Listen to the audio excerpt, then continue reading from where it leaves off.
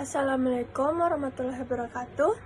Hari ini kami akan menjelaskan mengenai tugas analisis morfometri DAS. Analisis ini didasarkan pada hasil penelitian dari 2 jurnal. Baik, yang pertama ada jurnal yang berjudul Analisis Karakteristik Morfometri dan Hidrologi sebagai Ciri Karakteristik Biogeofisik DAS Y Samal, Kecamatan Seram, Utara Timur Kobi, Kabupaten Maluku Tengah, ditulis oleh Edi Said Ningkula. Pada bagian pertama, kita membahas implikasi terhadap pengelolaan resiko banjir. Berdasarkan hasil analisis, debit maksimum di DAS Y Samal sangat tinggi dan koefisien regim juga besar. Ini menunjukkan bahwa respon hujan dengan sangat cepat. Artinya, setiap kali terjadi hujan intens, air langsung berubah menjadi limpasan permukaan dan masuk ke jaringan sungai tanpa banyak terserap oleh tanah. Kondisi ini menjadi penyebab utama tingginya risiko banjir. Selain itu, pola aliran sungai yang dendritik membuat air dari anak-anak sungai terkumpul dengan cepat menuju sungai utama. Akibatnya, daerah hilir menjadi lokasi dengan tingkat ancaman banjir tertinggi. Implikasi pengelolaan yang perlu dilakukan adalah memperkuat pengendalian limpasan permukaan di wilayah hulu dan tengah, serta melakukan penataan ruang yang ketat di wilayah hilir yang rawan banjir. Selanjutnya, pengelolaan tutupan lahan. Kerapatan aliran sungai di DAS Y Samal termasuk kategori sedang. Namun, yang menarik adalah debit maksimum yang diperoleh justru sangat tinggi. Ini mengindikasikan adanya penurunan kemampuan tanah untuk menyerap air, yang kemungkinan besar disebabkan oleh perubahan penggunaan lahan. Misalnya, pembukaan hutan, kegiatan pertanian tanpa konservasi, atau alih fungsi lahan yang mengurangi infiltrasi. Oleh karena itu, pengelolaan DAS harus difokuskan pada pemulihan tutupan vegetasi, rehabilitasi hutan, penerapan sistem agroforestry, dan peningkatan vegetasi penutupan tanah menjadi tingkatan kunci untuk penurunan limpasan dan meningkatkan kemampuan tanah menyerap air. Dengan cara ini, karakteristik hidrologi DAS dapat dikembalikan ke kondisi yang lebih stabil. Implikasi selanjutnya berkaitan dengan konservasi tanah dan air. Besarnya limpasan permukaan tidak hanya menyebabkan banjir, tetapi juga meningkatkan erosi permukaan. Material tanah yang tergerus akan terbawa ke sungai dan menyebabkan sedimentasi, yang pada akhirnya penurunan kapasitas sungai dan memperparah risiko banjir. Karena itu, pengelolaan DAS harus diarahkan pada beberapa langkah utama. Pertama, konservasi tanah pada lereng curam melalui teknik seperti terasering atau vegetasi penahan erosi.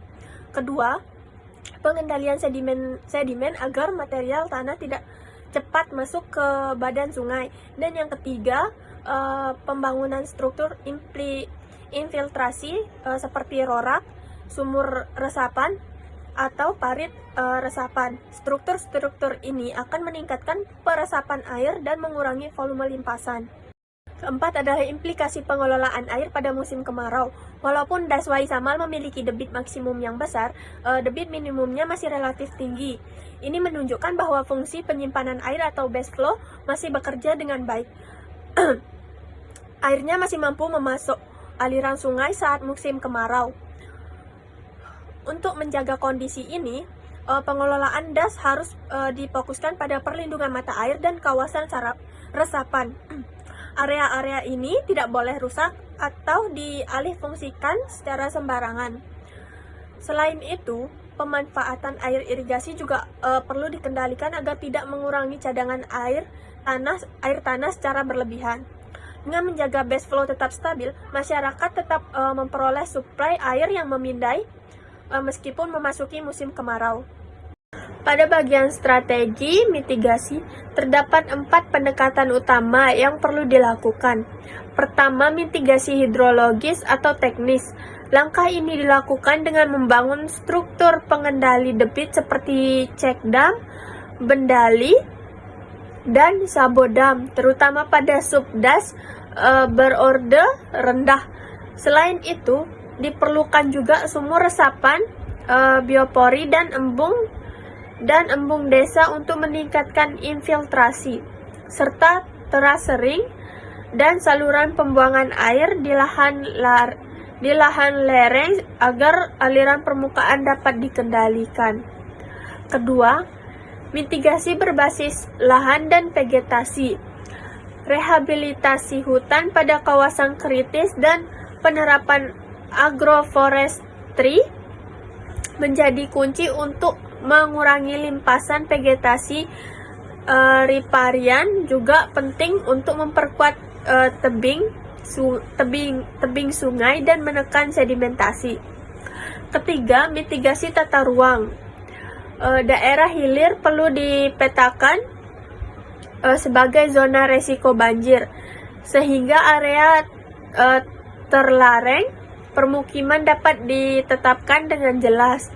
Buffer zone di sepanjang sungai harus dipertahankan, dan konversi lahan di hulu harus dikendalikan agar tertutup vegetasi tetap terjaga. Terakhir, mitigasi sosial, kelembagaan.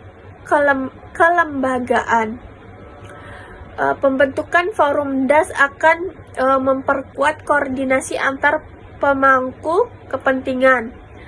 Edukasi kepada petani tentang konservasi tanah dan air juga menjadi bagian penting, serta pelaksanaan monitoring hidrologi secara partisipatif agar perubahan kondisi DAS dapat terdeteksi sejak dini.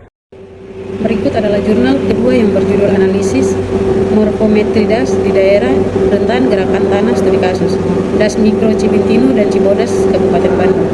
Jurnal ini ditulis oleh Sukri Kristianti, Rizka Maria, Fitriani Agustin, Kori Sugianti. Berdasarkan karakter morfometri, terdapat dua perilaku DAS yang berbeda pada DAS Cibintinu yang bentuknya memanjang dan berada pada tahap geomorfik mudah. Kondisi lereng yang curam dan pengaruh kuat litologi serta topografi menyebabkan tingkat erosi tinggi dan lereng menjadi tidak stabil. Hal ini meningkatkan potensi terjadinya longsor cepat, terutama pada batuan yang melapuk.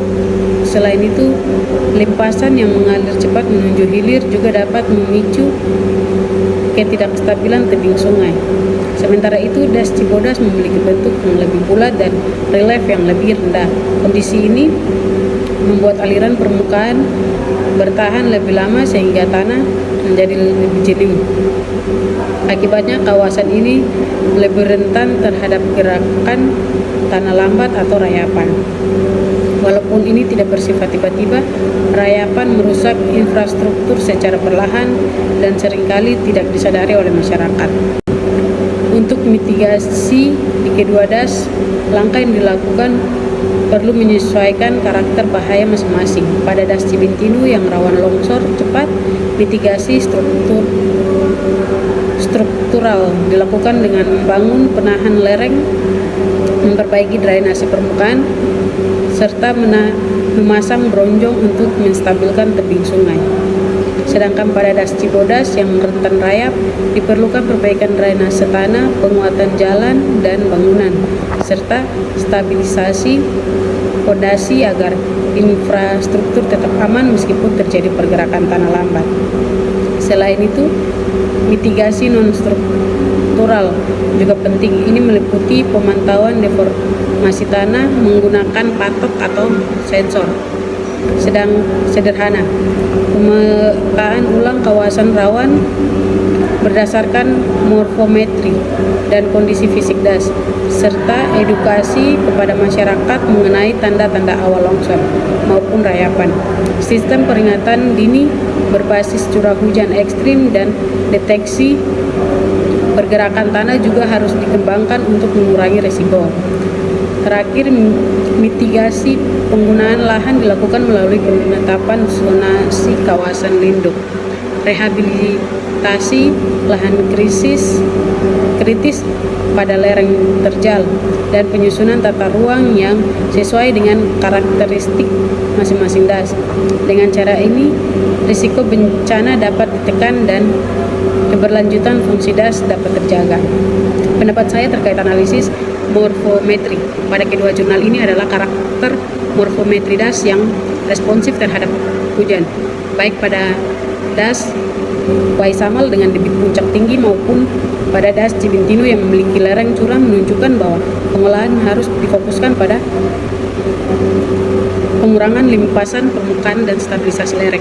Upaya mitigasi seperti rehabilitasi tutupan lahan, pembuatan struktur pengendalian air, dan penguatan zona rawan longsor menjadi langkah utama untuk mengurangi risiko banjir maupun gerakan tanah. Baik, pendapat saya adalah perbedaan karakter morfometri antar das seperti aliran cepat pada das memanjang dan saturasi tinggi pada das berbentuk bulat. Menuntut strategi mitigasi yang spesifik lokasi, pengelolaan harus mempertimbangkan kondisi dominan masing-masing das. Misalnya, penguatan drainase dan stabilitas lereng pada das rawan longsor cepat, serta pengelolaan air tanah dan perlindungan infrastruktur pada das rawan rayapan agar fungsi hidrologi tetap stabil dan bahaya dapat diminimalkan. Sekian presentasi dari kami. Wassalamualaikum warahmatullahi wabarakatuh. Terima kasih.